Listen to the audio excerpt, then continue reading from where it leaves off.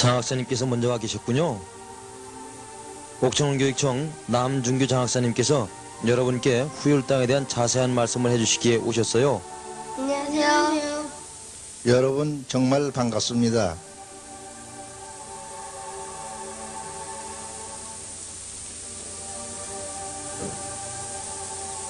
중봉 선생께서 벼슬에서 물러나신 후 안내면 밤태 후율정사를 짓고 학식 있는 선비들과 학문을 토론하시기도 하고 후학을 양성하시기도 했는데 그 후 후율정사를 옮겨진 것이 후율당이어요. 후율이란 중봉 선생께서 율곡 선생의 덕을 흠모하고 그 학통을 이어받으려 했다는 데서 붙인 이름이라고 해요. 이 안쪽을 살펴보지요. 1864년에 현위치 후율당이 건립된 후 여러 차례 수리도 하고 새로 단장도 했는데 이 현판들은 그러한 내력을 기록한 중숙이지요. 이 모판들은 중봉 선생님의 행적과 사상을 새긴 것으로 나무판에 글씨를 새겨 인쇄하도록 한 것이지요.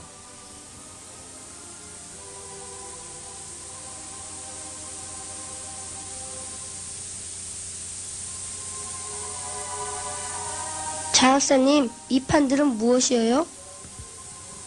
이 현판들은 중봉 선생과 선생의 장남 완교의 양력을 기록한 것인데 중봉 선생 부자가 함께 순자를 하셨기 때문에 두 분의 현판이 함께 걸려 있어요.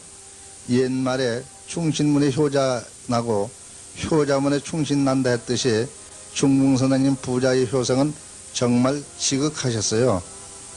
어려서부터 몸소 농사를 지어 부모를 봉양하고 밭두렁에 앉아 책을 읽으며 학문을 닦으셨고 선생을 낳으신 생모가 돌아가신 후에 계모에 대한 효성이 보는 이의 눈시울이 뜨거워질 정도로 지극한 것이었어요.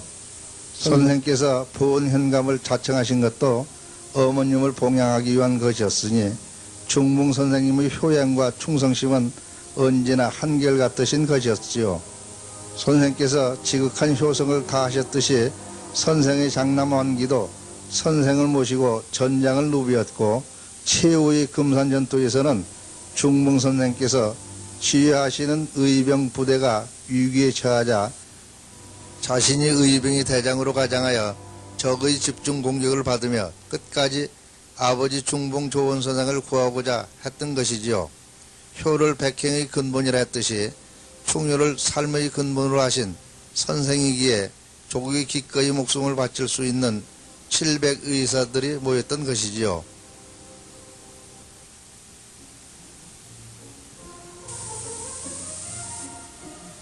중봉 선생님께서 금산 전투를 하시기 전에 보은 청주에서 외적을 물리치셨다고 들었는데 중봉 선생님께서는 이곳에서 보은으로 이동해 가셨겠네요? 보은과 청주에서 잇따라 전투가 벌어지지는 않았어요. 저곳이 쌀이제라고 불리우는 고개로 옛날 보은과 청주로 있는 국도였는데 중봉 선생께서는 임금을 모시기 위해 북상하던 중 보은 차량에서 외적을 만나셨지요. 이곳에서 중봉 선생님이 거느린 의병들은 무기와 군사의 열세에도 불구하고 하나 같은 충성심으로 적을 섬멸하였는데 이곳에는 후율사라는 사당이 세워져 중봉 선생님과 제자들의 위패를 모시고 있어요. 중봉 선생님은 보은 차량에서 외적을 물리치시고 청주로 올라가 의병을 모집하였으나 그곳에서 의병 모집이 잘 이루어지지 않아서 공주로 가셔서 1100명의 의병을 모아 회덕을 거쳐 청주로 진군하셨어요. 공주에서 2차 의병 모집을 한 후 청수성 전투를 하셨군요. 그래요. 당시 청주에는 1만여 명의 외병이 있었으니까 소수의 의병만으로 대항하기 어려웠어요. 중봉 선생님은 청주에 도착해서 영교대사가 이끄는 약 1천여 승병 방어사, 이옥이 이끄는 약 500의 관군과 함께 청주성을 치셨어요. 처음 성문 밖 백병전에서 패 달아난 적을 줄기차게 퍼붓는 소나기를 무릅쓰고 성벽을 넘어 결사적으로 공격하니 청주성을 거쳐 다른 곳을 침략하려던 외적들은 무수한 사상자를 뒤에 두고 대패에 달하는 것이지요. 충성심으로 모인 의병들이 의로 뭉쳐 죽기를 각오하고 공격하니 적들이 간담이 선을 했던 것이죠.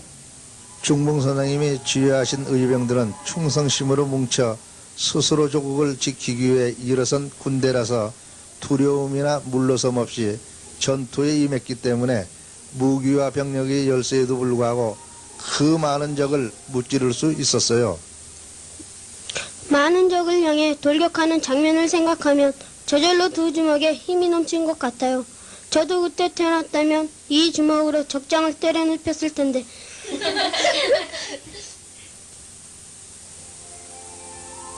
선생님, 중몽 선생님께서는 청주성을 탈환하시고 금산으로 가셨나요?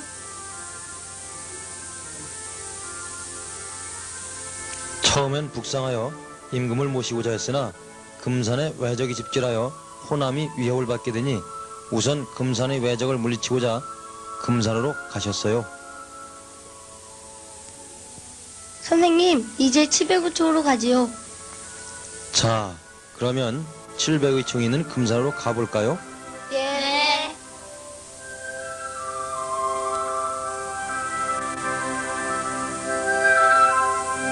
장사님, 안녕히 계세요. 안녕. 좋은 공부 많이 해요.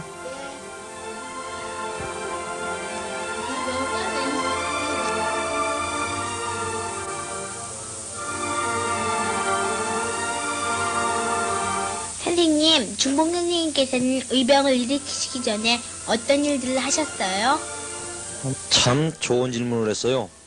중봉 선생님은 학식과 덕망이 높으셔서 향교에서 유생들을 가르치는 교수를 하시기도 했고 백성들을 다스리는 현감으로 계시기도 했고 질정관이란 사명을 띠고 명나라에 다녀오시기도 했죠. 선생님, 질정관이 무엇이에요? 질정관이란 글의 의문, 다시 말해서 말소리를 연구하는 일과 여러 가지 사물에 대한 의문점을 질문하여 알아내고 연구하기도 하는 임시 관직이었어요. 중봉 선생님은 석 달 동안 명나라를 돌아보시고 나서 그곳의 발전된 문물을 받아들이고 국방을 강화해야 한다고 임금께 상소를 올리셨어요. 중봉 선생님도 이율곡 선생님처럼 임진왜란이 일어나기 전에 이미 국방을 강화해야 한다고 주장하셨군요. 그래요. 중봉 선생님께서 자세한 국방책을 건의하시기도 했지만 그것이 받아들여지지 않았어요. 또 중봉 선생님께서는 도끼를 안고 대궐 앞에 나아가 외국과 국교를 끊고 국방을 강화해야 한다고 목숨을 건 상소도 하셨어요. 얘들아, 위성통신지국이야. 야, 그렇구나.